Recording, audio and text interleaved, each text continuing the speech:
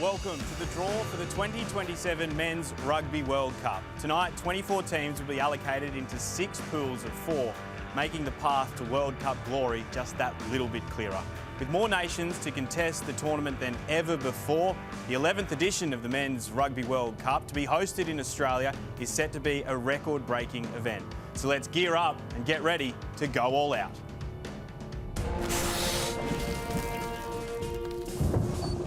George. Johnny. Here we go. Here we go.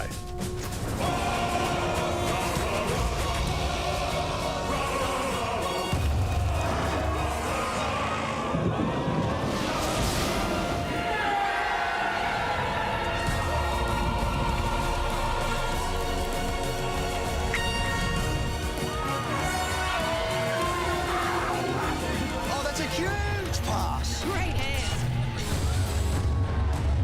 Whoa, could have just swooped in. What a sight.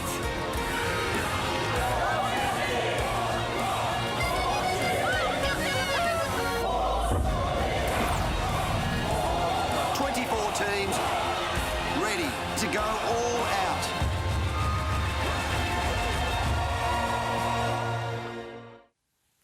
Oh yes, the time has come. Hello and welcome. Great to have your company for the Rugby World Cup 2027 draw. If you're watching around Australia on Stan Sport, on 9, or wherever you're watching around the world, this is a truly global event. It is great to have your company this evening. A very exciting night ahead. I'm Michael Atkinson, your host this evening, and joined by international rugby royalty. We've got 2 dual Rugby World Cup winners in Dan Carter and Tim Horan, and Olympic Rugby Sevens gold medalist Alicia Lucas here to talk us through what is set to come, and that is the draw for the 2027 Men's Rugby World Cup. Alicia, it's a very special occasion tonight. I know we're all buzzing. How special is it for you? You're also taking part in pulling out the nations for the draw later. Yeah, it's an absolute privilege to be here for the draw. As a proud Australian and a rugby fanatic, it is so exciting that Rugby World Cup 2027 is coming down under to Australia. And watching that opener there of Timmy and his acting skills, I've got goosebumps of what the tournament's going to bring. And especially after being at the Women's Rugby World Cup this year, it is just phenomenal what those pinnacle events bring to our game. If there's another sequel to Mad Max, Timmy Horan could find himself in it. But the three of you know firsthand about the wonder and the power of Rugby World Cups, whether it be playing, whether it be commentating. Dan, you yourself won 2 of them. I know 2011 injury interrupted and got in the way of your ability to play in that final on home soil in New Zealand. But then to be able to take the field in 2015 in England, how special was that World Cup? Yeah, that was huge. It is the pinnacle for any professional rugby player, is the Rugby World Cup. And I was lucky enough to play in 4 Rugby World Cups, and there was some absolute heartbreak in those early Rugby World Cups that I was involved in. So 4th time around to have such an incredible victory alongside my best mates was a memory that I'll never forget. Yeah, absolutely. Memories for a lifetime. Tim, 1991, 1999, very special for you. Yeah, an honour and a privilege to not only just wear the gold jersey and represent, rugby players from Australia, but the whole of Australia at the time. And 1991 was special, the 2nd Rugby World Cup, and to be able to then come back to Australia after that and see the explosion of young boys and girls playing the game of rugby was really special. And then to do it again in 8 years' time, so the 99 Rugby World Cup was I understood the enormity of winning that Rugby World Cup once again, coming back to Australia, taking the World Cup around the country areas to clubs and schools was really special. And doing the lap of honour after this 99 final was special to see wives and family and backpackers have saved money just to be at the final. It's a special tournament. Alicia, as I mentioned, you won a gold medal in Rugby Sevens in the Olympics. You played in the Rugby Sevens World Cup, but just recently the Women's Rugby World Cup over in the UK. You were on the ground and got to experience this phenomenal event. Being there firsthand was one of the best things I've ever done in my rugby career. To witness such a groundbreaking, record-breaking tournament for the women's game was incredible. The atmosphere, the fans were electric, and to know that in a couple of years' time we're going to have that here down under is so exciting, Atco, and I know it's just like Timmy said, going to inspire the next generation of young boys and girls to pick up a rugby ball, and that's all we want to see as well. Yeah, it was great to see the Red Roses, the home favourites, win on their home turf as well. Let's take a look at how tonight's draw is going to work. There are 4 bands of 6 teams based on the World Rugby rankings as of Monday, the 1st of December. Starting with Band 4 tonight, the teams in these bands will be drawn randomly into pools A, B, C, D, E and F, finishing with the teams in Band 1. The 2 best teams from each pool will go into the knockout stage, and they'll be joined by the 4 best third-place teams from those pools as well. We know one thing tonight for certain is that Australia from Band 2 will go into Pool A, Tim. How do you think the Wallabies are faring just under 2 years out from their home World Cup? Well, I think they had 3 or 4 really big moments. This was one of them this year, 2025, where Harry Wilson, his skipper, said, no, we're not going to go for a draw. This is in Townsville against Argentina. So that's what the rugby fans want to see. They want to see a positive Wallaby team. Yes, they were disappointing at the end of season tour, but this game, and also those British and Irish Lions, second, third test match, the win away against the Springboks in Johannesburg, first time in 60-odd years, that gives the fans hope of where this potential of this Wallaby team can be. That man, Harry Wilson, will be joining us later with Wallabies coach Joe Schmidt after the draw is completed. We'll be able to unpack Australia's draw for 2027. Your MC for the draw tonight is Morgan Turanui. He's standing by with a special guest. Yeah, thanks, Akko. We're pretty excited here. It's exactly where the 24 teams will find out which pool they're in. And, of course, with a guy who we played in a World Cup together here in Australia in 2003, Phil. Now you're running Australian rugby. You're best placed of anyone, really, to describe how big this is going to be for the country. Yeah, well, it's very exciting. And we got this close to the trophy in 2003. But there's a huge honour to represent Australia. But, there's no greater honour than to represent Australia at your own home World Cup. And, of course, going deep into the tournament. But it's not just about Australian rugby supporters getting behind the Australian team. It'll be Australian sports lovers, but most importantly, all of Australia will get behind the Wallabies for what's a very exciting time for rugby in Australia. So it'd be great to see the team go deep in the tournament and get right through to the final stages to get the opportunity to lift this trophy. Yeah, can't wait to see what the Wallabies can do, and of course who they'll be up against in Pool A. Atco, a very excited Rugby Australia CEO, Phil Ward, can't wait to see what his Wallabies can do in under 2 years, and of course who they'll be up against on that 1st of October opening match. Plenty of reason to be excited. Thank you, Morgan. Thank you, Phil. We'll be hearing from Morgan a little bit later on. Let's take a look at those bands yet again. And Band 1, naturally, by the nature of the World Rugby rankings, is where you're probably going to find the key contenders for a World Cup. You look at England, who've moved up to number 3 in the world, Tim. They have had a very impressive 2025. Oh, they've been brilliant, haven't they? 11 wins in a row, test matches in a row from England, and outstanding. I love how Steve Borthwick, the coach, has got this style and brand of rugby now, which is exciting. Got some good young talent coming through at the right time. He's got depth, and you need depth in a Rugby World Cup. So England on fire at the moment. Absolutely, they are on fire. Had a great Autumn Nations series. Naturally, World Cup prowess. You think South Africa, they've won more World Cups, Alicia, than any other nation. Are they the team to beat, even from 2 years out, do you think? I think the way that their form has been this year, that they're still definitely that top contenders. No one in the men's history has won 3 in a row, and they'll definitely know that statistic, and they'll be chasing that 3rd straight World Cup. And Rassie has bled a lot of depth into his youthful side, and I think with another 2 years under their belt, they're going to be really formidable competitors. Of course, they just took down the All Blacks to claim that World Cup victory in France 2 years ago. Dan, how are your All Blacks, in your mind, how are they shaping up for the tournament in Australia? Yeah, I think under Scott Robinson, his priority through this World Cup cycle was to grow depth.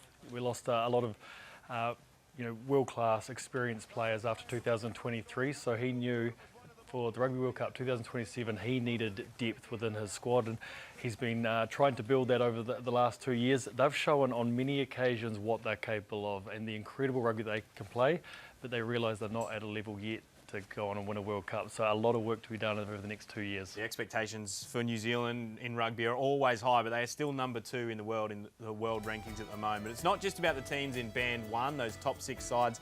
There are dark horses, there are entertainers, there are fairy tale stories right across the 4 bands. Tim, I know when you look at some of those nations that are going to contest the World Cup in 2027, I know you're excited to see Portugal back in action. Yeah, well, they were great last World Cup 2 years ago when they upset Fiji, and I think, being part of the 2007 Rugby World Cup and then 2 years ago, 2023, I reckon they were probably happy to be there in those couple of World Cups. Now in 2027, 2 years' time, they want to inspire their country, and it's important for the growth of the game for Portugal. So I can't wait to see them in 2 years' time. Yeah, beating Fiji, as we've just seen there, was one of the great stories of 2023. The last team to qualify for 2027, Dan, was Samoa, who have such a rich World Cup history.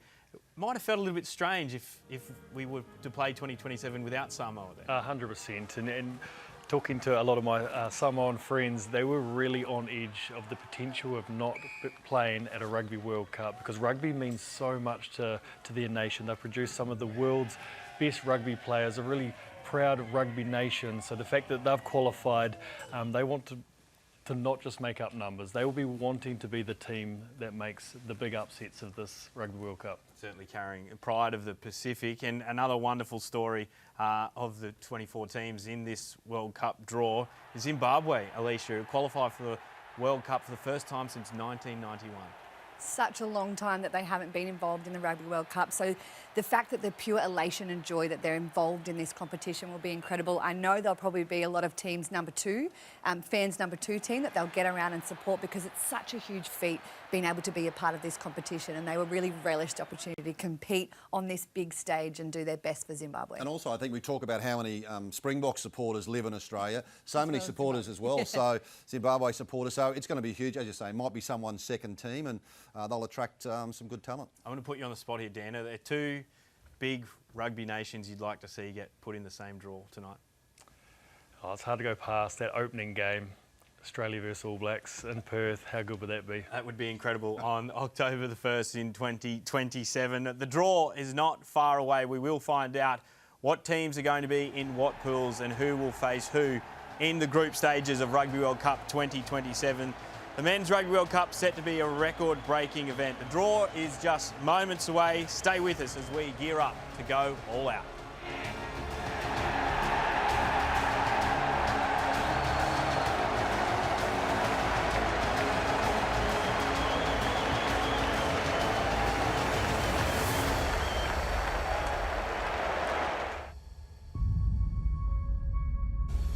Hello team, I'm Sean Maloney, joined by a couple of Wallabies legends, Michael Hooper and Justin Harrison, with you across tonight to go into some of the World Cup defining moments from across the history of the tournament. And men, welcome. We're going to start with South Africa, this juggernaut that has gone back to back. What do we make of what they've done so far, the men out of the Republic?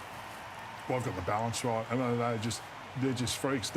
The thing about South Africa is, since their 95 nation-defining victory, they're now presenting as the country and team most prepared to play World Cup rugby. They're just so good at tournament rugby. Power game, influence in the back line. They've got athletes coming from all over the world hoops. You don't seem to be able to find a weakness. Yeah, the way the game is refereed and how they can utilise that with the members of the squad they've got and push every element of that is just, it's unrivaled at the moment. They've obviously got the cattle, they've got the belief, they've got the experience. It's exceptional. I want to take you fellas back to 2019. I was lucky enough to call the World Cup final between South Africa and England in Yokohama. It was tight through the first half. South Africa coming to this game after putting down Wales in the semi. England destroyed New Zealand in their semi. But then as the game goes on, Mapimpi, Lukanya Arm and some of their flights start to get in, and you're like, they're going to do it again, man. They're going to do it again. They're going to get their 3rd World Cup. And they weren't to be stopped as Russie and his men rumbled home. Peter Sefatoy, how about you take it, Cheslin Colby? Yes, thank you, he says, gets away from a couple of England would-be defenders, streaks away to dot it down. What a night that was in Japan. It was power meets power, right? And then creativity and flair of South Africa. That's the difference. This team now, they're just powerful across every position, but they're creative. They've got flair, athleticism, and knowledge. It's just, and you know what? They're so well coached. They're coached very well. And they're not short on talent. And one of the men who was centre to their win in 2023, Andre Pollard, the Iceman. Hoops, this bloke does not miss. He wasn't even in the squad when it started, and then comes out and the South Africans do it again. I mean, class all over. And, you know, they got out to an early start here and the All Blacks started to pull them back in. Funnily enough, after they lost Sam Cane to the red card, but that was enough for them. Well, they are well and truly on track to make it a three-peat in the Rugby World Cup. They are stacked. Top to bottom are the South Africans, and we'll be back with you across the rest of the night to touch in on some of the other iconic World Cup moments that include the men to my left, Michael Hooper and Justin Harrison. Yes, those two. Right now, though, we are sending you back to the draw.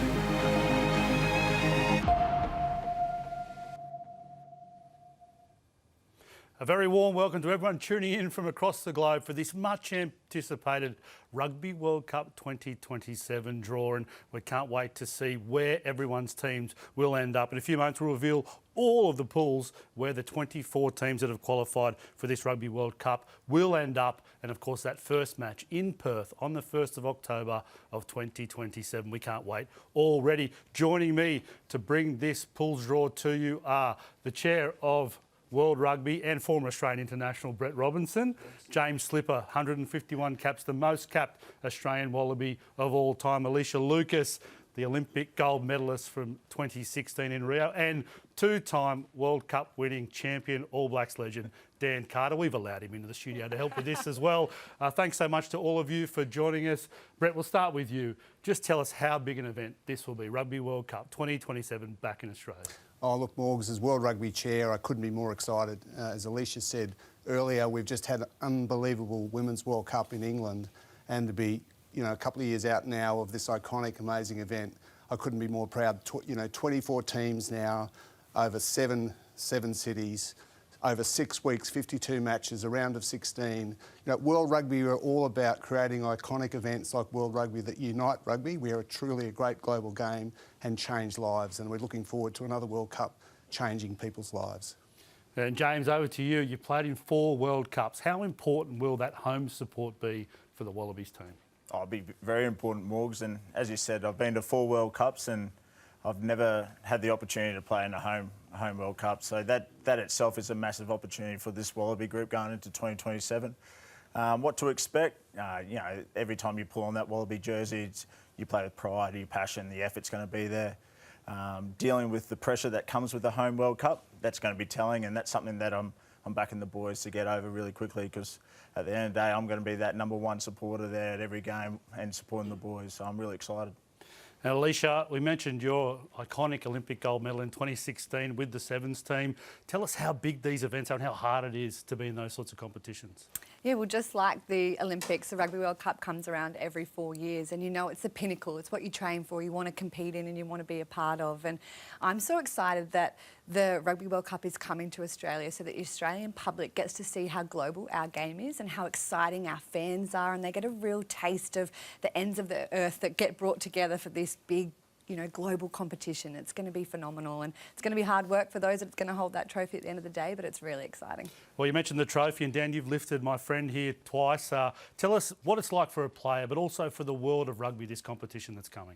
Yeah, Morgs, great to be here, and these Rugby World Cups are different. They are the pinnacle of any professional rugby player playing the game. They want to be involved in a Rugby World Cup, but not just professional rugby players, but also the young boys and girls that pick up a rugby ball and fall in love with our game.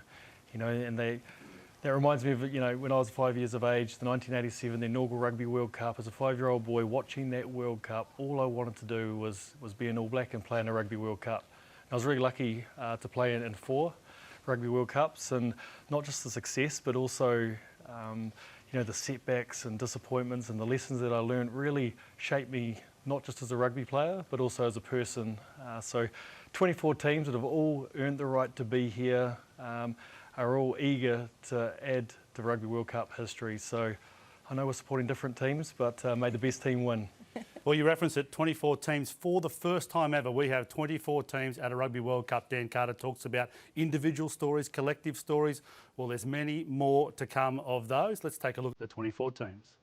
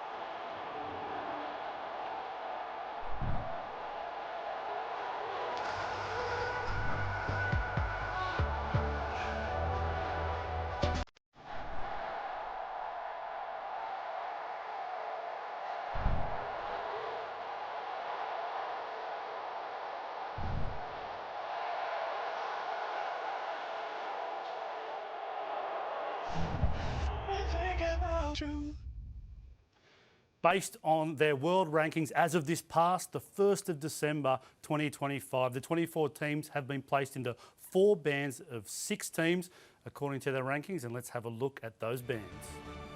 The big dogs are there, South Africa and New Zealand, the finalists from our previous World Cup in band 1, alongside England, Ireland and France, and the impressive Argentina. Band 2, the hosts Australia slip in there, ranked 7 as of Monday. Fiji make it through with Scotland, Italy, Wales and Japan make it into band 2 right at the end of the ranking system. Georgia, Uruguay, Spain, USA, Chile and Tonga in band 3. Band 4, Samoa, Portugal, Romania, Hong Kong, China for the first time ever, Zimbabwe return and Canada round out our 24 teams and band 4. What an outstanding matchup we have right throughout these bands. Some teams just making it through. Samoa did it tough, didn't they, all the way through to repechage, and they did an outstanding job to make it through. But we, of course, want to know what we're going to do with those teams. What pools will they end up in? Starting from band 4, teams in these bands will randomly be drawn and placed in pools. And you know, this is the most important part that we want to see about where the team you support ends up. Pools A, B, C, D, E and F. So one team from each of those 4 bands into those. And of course, Australia as hosts, they will be pre-placed from band 2 into Pool A. The hosts are in Pool A. And James Slipper there confirming that the hosts will slip straight in there as Pool A, the second team into there. Before we get started with the draw, we of course want to acknowledge that we have our scrutineer here from BDO to make sure, they've already made sure that all of the teams have been placed into the correct buckets, and they will also be supervising to make sure that we do the right thing in drawing these out randomly so that you can be confident your team is placed where they should be. So now it's time for the exciting part. Where will your team end up in their Rugby World Cup pool? Let's kick off the draw. Now, what we will do straight away is go to the great man himself, Dan Carter, will draw out the 6 teams from band 4. The first team drawn will go straight into Pool F. Dan, if you can pull out the first team, band 4, Pool F, who will it be? Zimbabwe. Zimbabwe. They will return to the Rugby World Cup via their win in the Africa Men's Cup Champions competition. The first time in over 35 years after last appearing at the tournament in 1991. Dan Hu from band 4 will now go into Pool E. Samoa.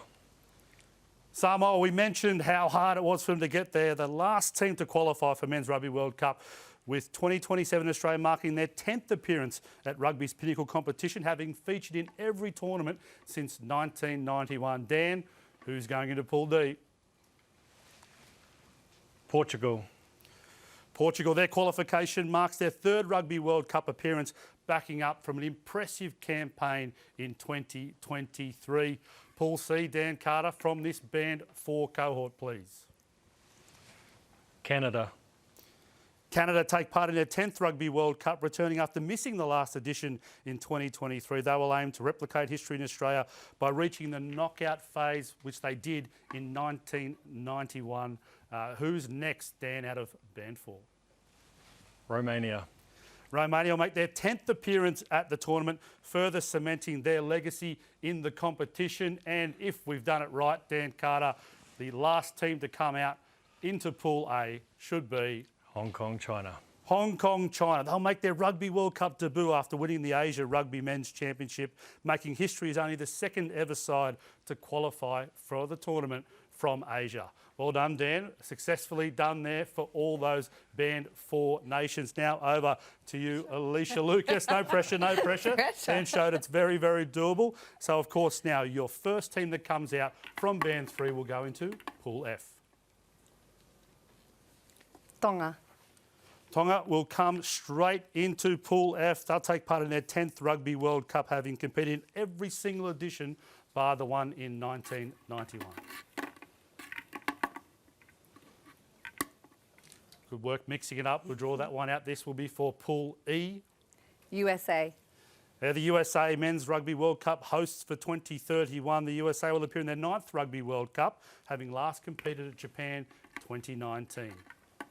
Next one out will be Pool D. Uruguay. Uruguay return for their 6th Rugby World Cup after winning the Sudamericano in 2025. Great to see them back at a Rugby World Cup. The next team to come out, Alicia Lucas, will be Spain. Spain will take part in their 2nd Rugby World Cup and their first in the 21st century. After last competing at the tournament in 1999, a huge milestone for Spanish rugby, and they're very welcome at the Rugby World Cup in 2027.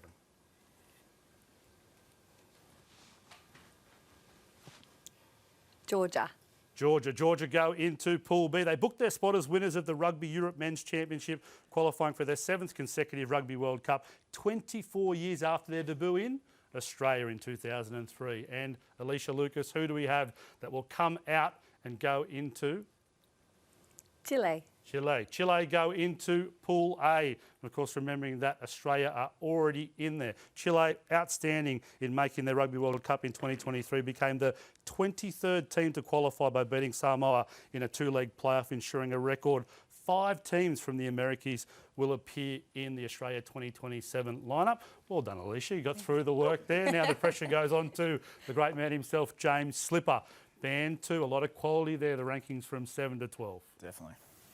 Remembering Australia already done. The first one out will go into Pool F. Wales. Wales go into Pool F, the 3-time semi-finalists and ever-present Wales return for their 11th Rugby World Cup. Pool E, please, James Slipper, from this Band 2. Japan, they'll be aiming to replicate history in Australia by reaching the quarterfinals, a feat that they achieved as hosts in 2019. They go into Pool E. Pool D now from James Slipper, and he has pulled out Scotland. Scotland have played at every Rugby World Cup and are aiming to beat that 4th place finish they achieved in 1991. Pool C now from Band 2. Fiji, 3-time quarter-finalists. Fiji will be aiming for at least the Final 4 as they return for their 10th attempt at Rugby World Cup glory. Italy have not missed a World Cup and hope to reach the knockout stage for the very first time at Australia 2027. Well done, James Slipper. And now, of course, with Australia already being in Pool A, you're starting to see who your preferred team will be playing. And the Big 6 now, Band 1. And we go to the boss, of course, World Rugby Chair, Brett Robinson. Who is he going to pull out? Pool F, Band 1, the first team into Pool F to complete that pool. England. Is England. They'll be looking to replicate their success from the last Rugby World Cup hosted by Australia back in 2003, where they lifted the trophy for their first and only time. Pool E from the Band 1 cohort, please. France have been the runner-up 3 times, and after a painful ending as hosts in 2023, they are well placed to go one step further when they come down to Australia in 2027. Ireland, 8-time quarter-finalists. Ireland are back for their 11th attempt at Rugby World Cup glory. They'll be a well-supported team. Into Pool C, Band 1 to join Canada, Fiji and Spain. Argentina. They've appeared at every Rugby World Cup to date, and their impressive current form has them primed to better their 3rd-place playoff victory in 2007 in France. Pool B, there's some big names left. South Africa. There they are, the 4-time Rugby World Cup champion. South Africa will be looking to become the first to win 3 consecutive tournaments after those outstanding successes in 2019 and 2023. And then if we've done this right, and our scrutineers will be happy, in Pool A will be New Zealand. 3-time Men's Rugby World Cup winners, New Zealand, will be looking to go a step further than their 1-point final loss in France in 2023. All 24 of our teams are now placed into their pools. And of course, the big names came out very, very late there. That concludes the draw for Rugby World Cup 2027. Rugby fans, you now know who those teams will be playing in those pools. Thank you to Dan and Alicia, to Slips and Brett for all of your help. Take a moment now to review those pools in their entirety and see who will be facing off against who. It's going to be absolutely thrilling in Pool A, New Zealand and Australia. I think the great Dan Carter might have predicted that. Chile and Hong Kong, China join them. Hong Kong, China, what a great opportunity for them in their first ever Rugby World Cup. The best team in the world, South Africa, head Pool B up against Italy, Georgia and Romania. Argentina very much informed in Pool C, have Fiji, Spain and Canada to face. Pool D, Ireland and Scotland. Gee, they know each other well, don't they? Up against Uruguay and Portugal. Pool E, France will face Japan, the USA and Samoa. And Pool F, England up against the neighbours, Wales. They'll travel all the way to Australia to play each other. They'll play Tonga and Zimbabwe on their return to Rugby World Cup. It's going to be an absolutely thrilling Rugby World Cup pool stage where we will go through those first 3 matches for each of our teams and see who can get to this exciting first ever time that we have a round of 16 at a Rugby World Cup. The top 2 teams, of course, from each pool, along with the 4 best third place finishers, will advance to the knockout phase of the competition, which means that every single match of this Rugby World Cup pool stage will be hugely important. So everyone, whether you're here in Australia or all the way around the world, you know where your team is playing and who they're up against. Thank you so much for being part of what we've done here today. That wraps up what we're trying to do around the pools draw for Rugby World Cup 2027. But there's so much more to come as we are under 2 years away from the Rugby World Cup that will be here in Australia. That journey towards Rugby World Cup 2027 continues with the match schedule, the all-important knowledge of when and where your teams will be playing. That'll be unveiled on the 3rd of February 2026, followed by pre-sale tickets going on sale from the 18th of February. If you haven't signed up yet, make sure to visit www.rugbyworldcup.com. If you're not like Dan Carter and getting free tickets, make sure you register for the exclusive pre-sale, your chance to be part of this worldwide celebration of the great game that we love, rugby union. What a fascinating draw. There is so much to unpack, and we have some special guests in the studio will be joining us to go through Pool A and Australia's opponents in 2027. The Wallabies captain Harry Wilson and coach Joe Schmidt join Tim Horan and myself, and we'll go through all the permutations and who Australia will face in Pool A. And then a little bit later, James Slipper and Dan Carter will join Tim and myself. We'll go through the rest of the pools for Rugby World Cup 2027.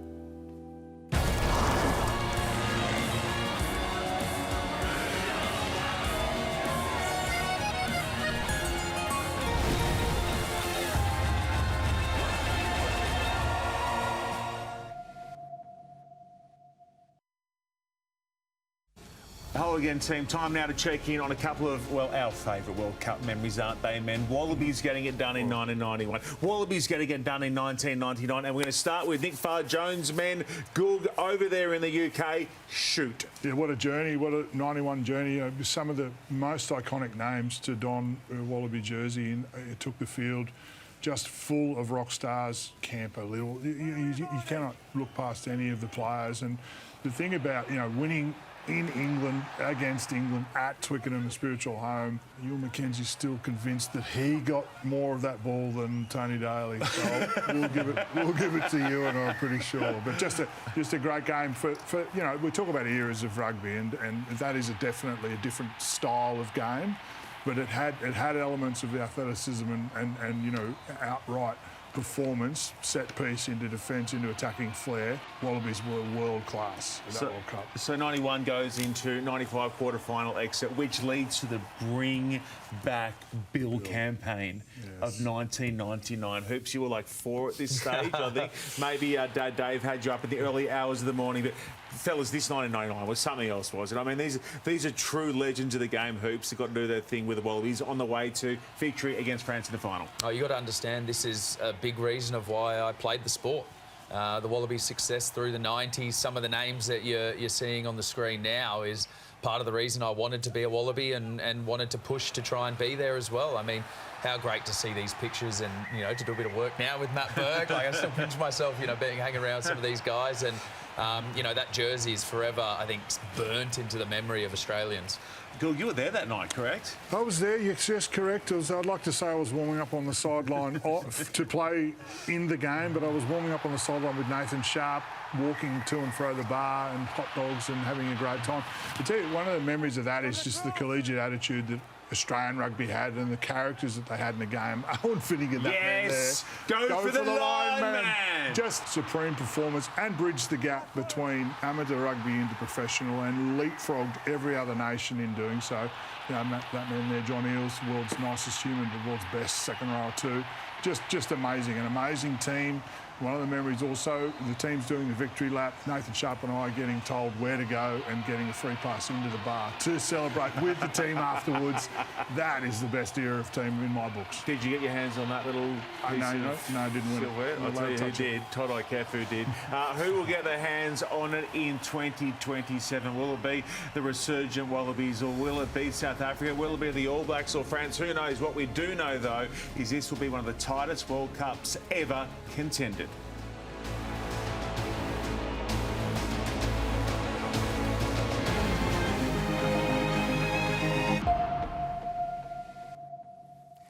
Rugby World Cup 2027 draw is done and dusted, and we know that Australia into Pool A will now face New Zealand. They'll also face Chile and Hong Kong, China as well. And joining myself and Tim Horan to talk through the permutations of what that means for the Wallabies are their captain Harry Wilson, coach Joe Schmidt. Gentlemen, great to have you here. It is a very exciting night, getting to do the draw and see where the teams end up. But I guess your first reaction, Harry, as the captain of the Wallabies, when you see the teams that are in Australia's pool now for 27, what do you think? Yeah, it's really exciting. I guess as an Australian, you always love the versus New Zealand, and in the opening match of a World Cup, it doesn't get much better than that. So you're slotting that for October 1 in Perth. Yeah, no, it's very exciting. Obviously got Chile and Hong Kong too, which are two of the up-and-coming rugby nations. It's a really exciting pool A. Joe, what about for you? When you look at the All Blacks, we play them so often, and I think in 2027 you'll play 2 test matches prior to Rugby World Cup. So it's a side that you know and you play so frequently. You've obviously been part of the coaching staff there as well. What will the All Blacks, do you think, be thinking at the moment to have drawn the Wallabies? Yeah, I think, there's a lot of matchups, England, Wales, Ireland, Scotland. There's a lot of clumps that are going to be teams that know each other and play each other often. So they'll be looking at Australia and thinking, well, at least we're going to know who we're up against. We're going to know them almost personally. And, it's a trans-Tasman battle, which I think both teams are going to love having. Yeah, it's fascinating. I think Harry's hit the nail on the head there. You start Rugby World Cup 2027. If we can have any say on the draw right here, right now, which doesn't come out till February, October 1, 2027, Australia v New Zealand in Perth. That'd be a heck of a way to start a World Cup. It would immediately excite players. It would excite all the fans. You're likely to get an influx coming across the Tasman, and you're going to get great support. The Western Force are out there. The Perth locals, they really do know how to get along and support a test match, and I think it would be a great way to kick it off. I didn't realise Harry was doing the draw tonight as far as the first game was concerned, but a big call. Well, he's a Wallabies captain. That's second only to the Prime Minister in this country, so maybe you do have that pull, Harry. Hey, Harry, what about the round of 16? That's a new initiative from World Rugby. So prior to the quarterfinals, round of 16, that's good for the other teams that are coming through, the lower teams in Band 3 and Band 4? Yeah, it's obviously a new change to the system, but I think it's very exciting to have more knockout footy. Obviously, a few teams finishing third in their pool can get through, and it'll be a really big extra weekend before the quarterfinals. Now, of course, with the round of 16 and Australia being in Pool A, if Australia were to finish even runner-up in Pool A and get through to the round of 16, they will face the runner-up from Pool E, which is a pool that consists of France, Japan, USA, Samoa. It's a long way out, but you'd imagine France win Pool E. If Australia was to finish runner-up and face Japan, USA, Samoa, you happy with the way the draw is working out sort of in your favour when you're getting to the knockout stages? I guess you just take nothing for granted, having coached at 3 World Cups and just some of those permutations, you start plotting a pathway through and that pathway changes completely because somebody upset someone. And, I remember sitting in a changing room after we'd played Canada in our first game in 2015 and watching Japan beat South Africa. And, you know, nobody predicted that. That's one of the great things about World Cups. I think there's going to be a surprise in those pool matches somewhere. And so I don't think you can afford to get too predictive, albeit that you have a look. Harry, what about inter-season tour wasn't great for the Wallabies? How do you give fans hope that in 2 years' time this Wallaby team, we've seen glimpses of what could happen this year. Les Kiss will be the new coach in 2 years' time. Of course, he'll come in halfway through next year, but because it looks like either England or the Springboks potentially you might meet in the quarterfinals. So how do you give fans hope for a couple of years' time? Yeah, it was obviously a disappointing finish to the year for us, and saying that I feel as if we did make some strides forward this year. Beating Springboks, the best team in the world, in their own backyard, gives our group a lot of confidence. And I guess to win a World Cup, you're going to have to beat the best teams in the world, and as a group we know we can do that. But saying that, we've got to play a lot more consistent footy over the next couple of years to give ourselves confidence on the big stage. Yeah, some absolutely massive highs this year in the Test season, beating South Africa at Ellis Park and breaking a 60-plus year hoodoo in Johannesburg. Of course, there was that incredible win over Argentina up in Townsville, which we saw as well. Wins like this, Harry, we're seeing you score there at Ellis Park. What does that do for the confidence and the belief in the Wallabies? Yeah, well, I guess it just shows us when we play our best style of footy, when we play together well as a team, we can beat anyone on our day, which I guess a couple of years ago, this group might not have believed that. And now there is that belief, and hopefully we can play a lot more consistent footy like that and beat a lot more teams. What about the groundswell of support that's happened this year with the British and Irish Lions? That was huge. And then obviously, Harry, as you mentioned, South Africa. A lot of fans have supported the Wallabies, have come back to support the Wallabies this year. Joe, is that something that, I know you've only got 3 more Test matches early next year with the Wallabies. Great to have the support, but where do you see, what's impressed you the most out of this Wallaby team whilst you've been in charge? One of the things that they go out to earn that support every time they play, and I know that the disappointment around the November Test matches, that will linger for quite some time, but one of the great things about the 3 tests that we have got next July is the 3 games that we just played, and so we get to have a bit of an away and home, and that's got to motivate. And it's easy to motivate the Wallabies at the moment anyway, because they love putting the gold jersey on, and they go out, roll their sleeves up and try to earn that support. And some of those images we just saw of the crowd support, that's an incredible upswing for us that we've got to keep building on. And the only way to do that really is to keep putting good performances out in those Test matches. Joe, Tim referenced it before. Obviously, your time as Wallabies coach will come to an end in the middle of next year, 2026. You'll coach the team for those first 3 Test matches, which you know against Ireland, France and Italy, and then Les Kiss will take over. How does that transition over the next 6 to 8 months look like? Keeping in mind, Les has got another season to get through with the Reds as well. Yeah, and that's uppermost for Les. You know, I was on a call with Les and a couple of other staff for 75 minutes earlier today, and then we had another call at the end of the day. So we're very connected in what's happening, you know, around the Wallabies, but I want to make sure that he gets a really good run with the Reds. So does Harry, obviously, to make sure that's where his focus stays. And then he'll join us for some of the time in that July window, and then he'll take over the next 2 tests against Japan. That'll be when Les gets to get a fresh voice. I think it could really help just give a little bit more energy to the players again. That's all in the future. So too is Rugby World Cup 2027. I've loved having the 2 of you, Joe and Harry, here to talk through Australia's pool now that we know who they're playing in that home World Cup in 2027. Thanks for joining us tonight. Thanks, Acco. Yeah, great to have Joe Schmidt and Harry Wilson. Coming up, Dan Carter and James Slipper will join us. We'll go through pools B through to F, Rugby World Cup 2027.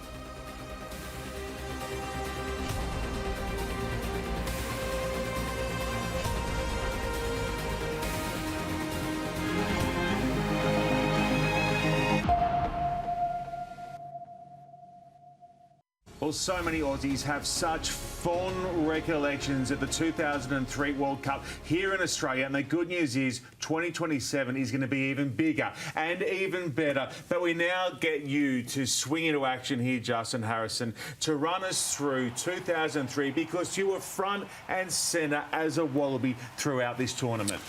Look, it was an amazing tournament. We were camped in Coffs Bay, that young, good-looking bloke there, at Coffs Harbour, and so we were sort of in and out of the energy and atmosphere of the World Cup from a spectator point of view. Absolutely up there to do a job, and look, to be frank, had a semi-final against the All Blacks and went into this game supremely confident. Knew that England were the favourites, though. Absolutely knew that. They'd come down, beaten New Zealand and beaten Australia before the tournament started. They'd won the Six Nations. They were red hot. But Lottie scores, burning on the wipers, kick straight away, and from then on it's an arm wrestle. Yeah, it was just super intense game. I remember running onto the game thinking, wow, there's a lot of people here, and then bang, it was over. It was over. Yeah. You just don't have any time to think and slow down.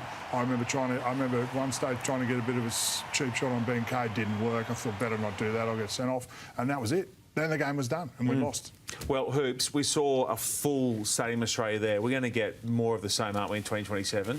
Yeah, I truly believe so. The buzz that had just been out here at the Lions, the excitement around rugby. I managed to get to the semi-final where the Wallabies beat New Zealand, and I was at this point I was 12 years old, and it's burned into my memory, that game. Sterling Mortlock getting the intercept, but obviously that doesn't happen in this game. Weren't able to do it this week, but again, Australia in a final of a home World Cup, amazing. Do we have to get Google to talk us through the drop goal off the back of the great man Elton Flatley's pen? When we go to extra time, I think we've got them because I think we're fitter, I think we're better prepared, and then this is just going to be burning my brain forever. I'm on left boot, and you know what? The worst thing about that, Hoops, is I've seen that clip a couple of times, and I just think, geez, I could have run a bit faster. I should have run just a bit earlier. I should have done something, but at the time, you just done. My earlobe was probably the only thing that didn't have lactic acid in it. I was finished.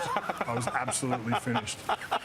And watching this is just the worst experience of my life. Oh, but what a fitting champion Martin Johnson was, and the England were. I'm sorry to say, but he was and he is. England v Australia, the great rivals doing their thing in the final in 2003. As we said, these two men on my left have done it in a World Cup final and just come up short, and they will be here in 2027, ready to welcome each and every one of you. Australia is going to be rocking 2 years from now.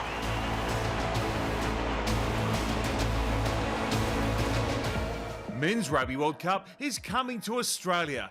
It'll be big, bold and spectacular. With an expanded format of 24 teams, 52 matches and 7 incredible host cities, Australia 2027 is kicking off a new era for the global game. Expect thrilling rugby, a few innovations and a unique Aussie twist. Over 3 rounds, every team will play their pool opponents. At the end of the pool phase, the top 2 teams in each pool will progress to the knockout stage. They will be joined by the 4 best third-place teams, which will be decided based on competition points and, in case of a tie, by points and tries difference. Now, and for the first time ever at a Rugby World Cup, we go into a round of 16. Winners of Pool A, B, C and D will play the 4 best thirds. Winners of Pool E and F will face the runners-up from Pool D and B. Meanwhile, runners-up in Pool A and C will battle second-place teams from Pool E and F. Then it's all on the line through the quarterfinals, semi-finals and the ultimate showdown, the Rugby World Cup final, played on the 13th of November in Sydney, where the champions will lift the Webb Ellis Cup. For 6 unforgettable weeks, Rugby World Cup 2027 will take Australia by storm. A global celebration, a new era. This is rugby like never before. Oh yes, it's very exciting, isn't it? The countdown to Rugby World Cup 2027, 667 days, if you can believe it. We now know that Australia and New Zealand, for the first time in Rugby World Cup history, men's Rugby World Cup history, are going to be in the same pool. A couple of Australian and New Zealand rugby legends join us now, James Slipper, Dan Carter. DC, in our opening segment tonight, you called it. New Zealand end up in the same draw as Australia.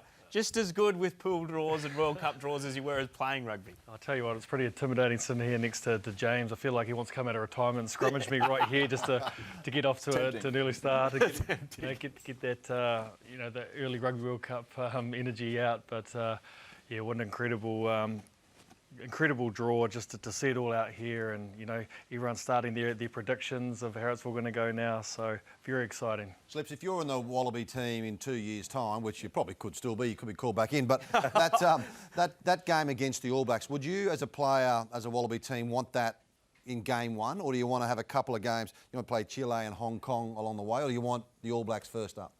Personally, I'd like it first up. Just sink your teeth right into the World Cup. And there's no better team to play against, round one, the old foe from across the ditch. So I don't think it'll end up like that, but it's going to be a classic either way. Like I'm so excited by it. Well, we've got the Wallabies captain, Harry Wilson, calling for it to be the opening game. We've got the Wallabies most capped player ever, James Slipper.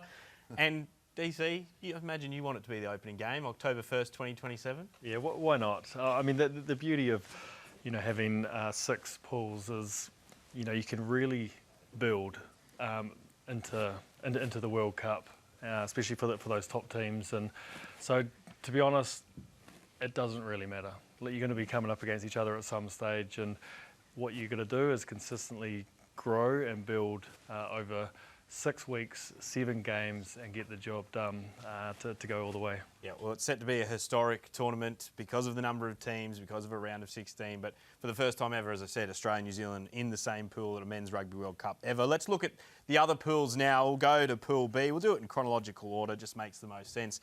The defending world champions, South Africa, have ended up in Pool B alongside Italy, Georgia and Romania. Slips, what do you make of where the South Africans are going to start their title defence? Well, that's the point. Title defence. They've won the last 2. They're clearly number 1 at the moment in world rugby. So, regardless of any team that's coming up against South Africa, you're going to have your hands full. But the Italians have shown they've beaten the Wallabies this year, and they've put a lot of teams under pressure. So, there's quite a few good matchups in there. Georgia and Romania as well. The physicality in that pool. Yeah. You think of the Romanians, the Georgians, South Africa and Italy as well. If you look at it, is there a pool of death there now? Usually, it's quite hard to pick because there's 6 now. Quite hard to pick, but Italy and Georgia, that's going to be a tough one. Yeah. Isn't it? There's going to be quite a few scrums in that pool. Very quickly, with the Springboks, you look back to 2019 when they won. They had an average age of 28. 2023, average age of 30. So, what Russie's doing now as coach, he's bringing the younger players through. He's got, Feinberg and Gomazulu at 10. He's only 23 years of age. So he understands you need to bring that youth through, because 2 years is a fair way away for some of those older forwards at the Springboks as well. Yeah, I think they had some great consistency from 2019 to 2023 in terms of a core team that they built and grew. And I think the evolution of the South African team, why they've been so dominant in the last 2 years, is because they have bred a lot of young talent coming through. Some really talented players. You know what they're capable of doing at Rugby World Cup? Suffocating teams, putting pressure on them. But now they've got this backline to match their forward pack and play some open, expansive style of rugby. So hopefully they continue that into the World Cup 2027. There's going to be some brutal clashes when Pool B matches take place. I'm looking forward to the scrum battle between the Springboks and Georgia as well. We move on to Pool C, where Argentina have found themselves, and they'll be up against Fiji, Spain and Canada. Argentina have really come to the fore in international rugby over the last decade, but we know at World Cup, Slips, they can get themselves to semi-final time. They can get themselves at least into that bronze medal match. They'll be hungry to try and go that one step further. Oh, definitely. I think what we've seen from Argentina over the last couple of years is they're a genuine Tier 1 nation in terms of rugby. And on their day, they can beat any team. And it's not just the way they play their game, it's the passion they bring to the game as well. And, Fiji, Spain, Canada, that Argentinian-Fiji matchup's going to be very flary, and it's going to be really exciting rugby to watch.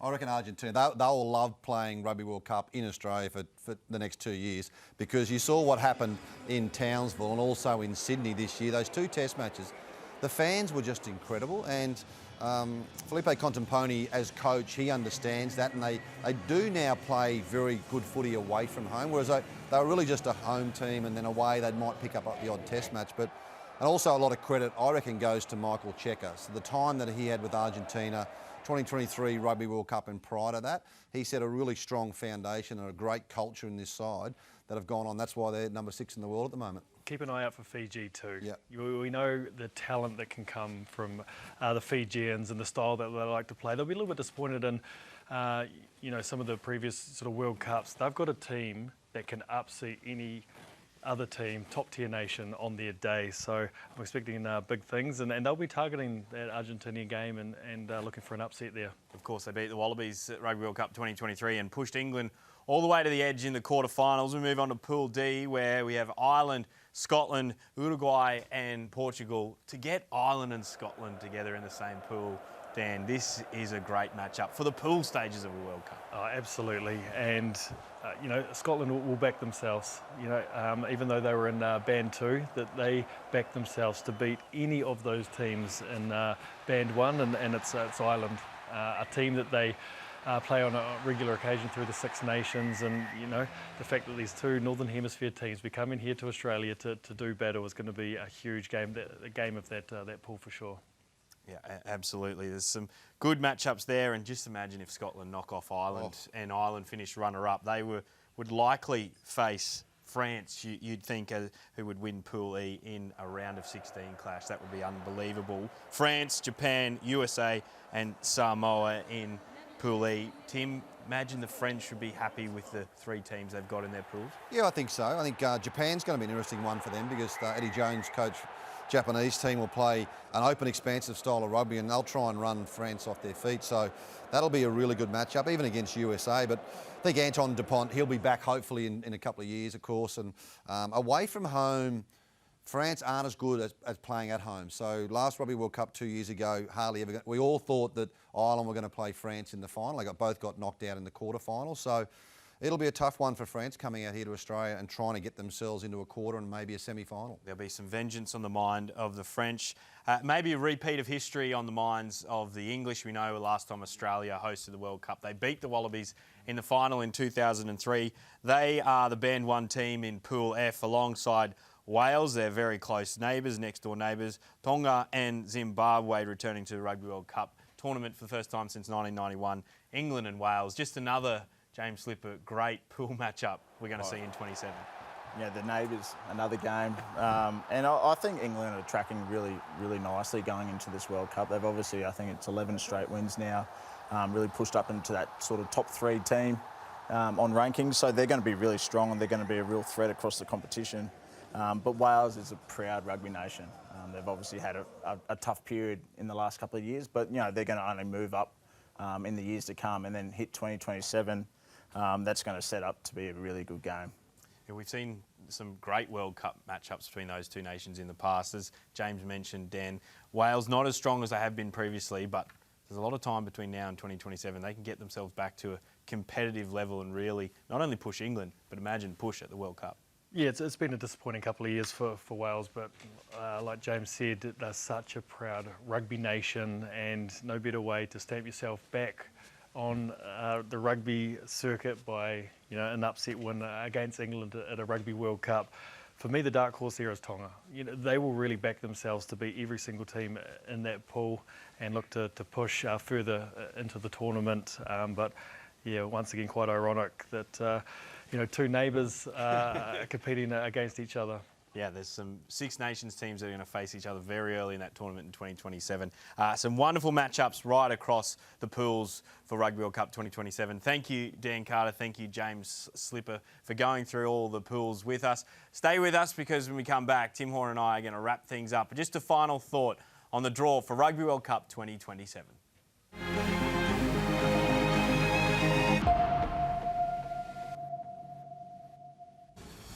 No, we can't wait to welcome you all to Australia, and I can't wait to sink my teeth into some of what the All Blacks have done in the history of this tournament as well. Justin Harrison, hit us with what took place in 2011. Yeah, wow, what an arm wrestle this was. for a moment there, you thought France were probably going to get it back off them too. One of the best set-piece tries, though, just quietly, opened up A and B of line out straight through, and one of the best backstories is all coming on to kick the penalty goal to win it for the All Blacks. You know, look, many would argue it's long overdue. Certainly every Kiwi would have said that. New Zealand had repeatedly gone into World Cups previously as favourites and bombed out. So, look, it was good to see them get what they'd worked so hard for. Geez, it was closer. It was one of the great games, and as you said, Stephen Dold, the Beaver, in from a little bit of white baiting on another part of the country to lead his side to victory. Hoops, 2015, the UK. This was a hell of a run you and the Wallabies were on, but you ran into one of the all-time All Blacks teams in the final. Yeah, we did. We were 1-for-1 with them that year. We'd won in Sydney. We'd lost them in Auckland. This was the deciding match, and it happened to be in a World Cup final. New Zealand, too good, you know, managed to be the first team to go back-to-back winning World Cups. You know, I still haven't watched the game in full. You know, it hurts so much. You don't realise, you know, the opportunity and how close you've got till it's gone. But, you know, to be involved in a game like this, to play against some of these players and to have a chance to try and win a World Cup, yeah, very exciting. But, I mean, you look at some of these players, what an amazing team this New Zealand outfit had. I was at this game. I was working with a broadcast thing. This is the game that turned me back into an absolute Wallaby fan. I had a bit of, you know, you exit the game 0-3. I still had lost it. I hadn't really done it, but when I watched this game and the pride that I felt watching this team take New Zealand to the wire, they're a very good side, and that year the Wallabies had, and then to do what they did in Twickenham, and they just came up against a better side. Tell you what, after that game, all in. Oh, do we have to watch this again? Beauden Barrett pouring upfield and outpacing Poe. Hoops, I tell you what, you went closer, as Gould said, against one of the best test teams of all time. Yeah, we did get close. I mean, you know, you play some of the players. You saw the drop kick there from Dan Carter, drops it on left boot, puts it over, you know, and they're a man that gets to hold the Webb Ellis trophy 2 times. And 2 times in a row, just incredible. Very jealous, though. Very jealous. Well, it's been a long run of matchups in key games in World Cups between the All Blacks and the Wallabies. There was the 2003 semi. There was the 1991 semi as well. Will these two face off again here in Australia? Well, that's why we're running the Rugby World Cup draw, and that's where we go back to right now.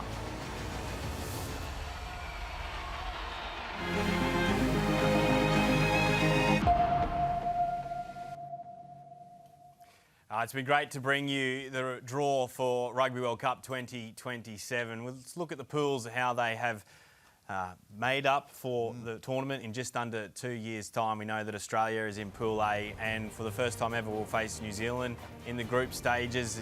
Can't not look at the fact that Ireland and Scotland are together in Pool D, and England and Wales in Pool F, and Pool B headlined by the defending champion South Africa. What stands out to you the most, Tim? I think the busiest people in the next 2 weeks is going to be all the tour operators who are going to start to work out where our tour groups are going. Look at England and Wales, those fans hate each other. Ireland and Scotland the same. All Blacks v Australia, where are all these matches going to be played? So, and the Springbok supporters as well. So now the tour operators start to work out how do we get our groups together, where are we going to go. And it's going to be a great Rugby World Cup, but a lot can change in the next 2 years as well. Sides can change. Someone like Wales can move themselves up the pecking order as well. So Pool F, England v Wales and Tonga is going to be a great one. Absolutely. Can't wait to see how the teams line up and the matches. That'll be revealed early next year. It's been great to have your company tonight for the draw for Rugby World Cup 2027, the biggest men's Rugby World Cup in history. More teams, more games, more excitement. It's time to go all out.